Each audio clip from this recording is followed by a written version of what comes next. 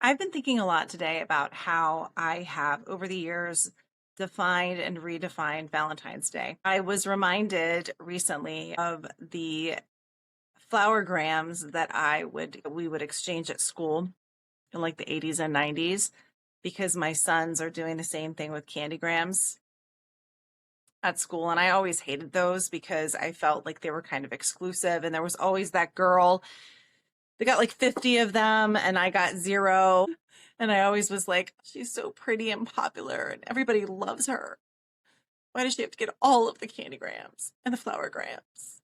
Why? But I think she was just super resourceful and like paid attention and brought money in and had her friends get, she and her friends got each other candygrams and she just made it happen. She's probably a power mom somewhere making everything, every spin in every plate and making everything great. So as an adult, I'm kind of like, I wish you well, babe. I do. I wish you well.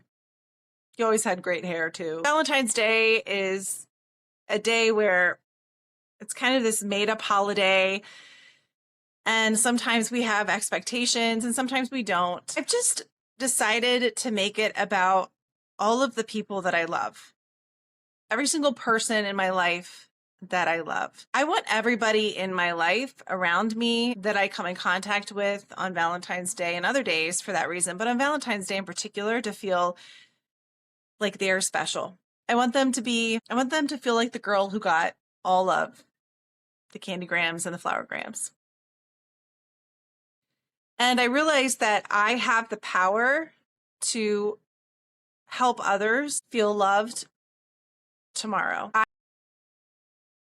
When I sit and I wait for things to happen to me and to fill my tank and to fill my expectations, I am almost always disappointed because things don't usually happen exactly the way I want them to. But when I decide to take a different approach and look out and see who I can bless, I've done the same with my birthday and with Mother's Day. I don't let somebody else determine how I'm going to spend it. I just decide myself. And what I decided was I love to spend it with the people I love. And so I make that a priority and I make it happen. And I'm only saying this because I know everybody struggles with the same thing. And sometimes we need to hear that message from someone else. I mean, there are days that I need to hear it from someone else too, that I don't remember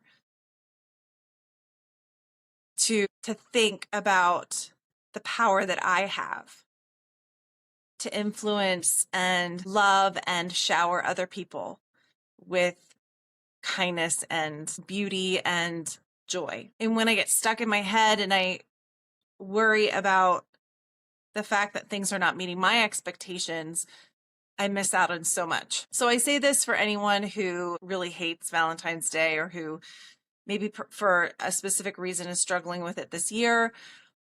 I mean, as an adult, I don't think about it a whole lot anyway, but there are little things here or there that remind me of not receiving the flower grams when I was a little girl, looking at someone else and thinking, oh, why does she always get the flower grams and I don't? Why is her hair always pretty?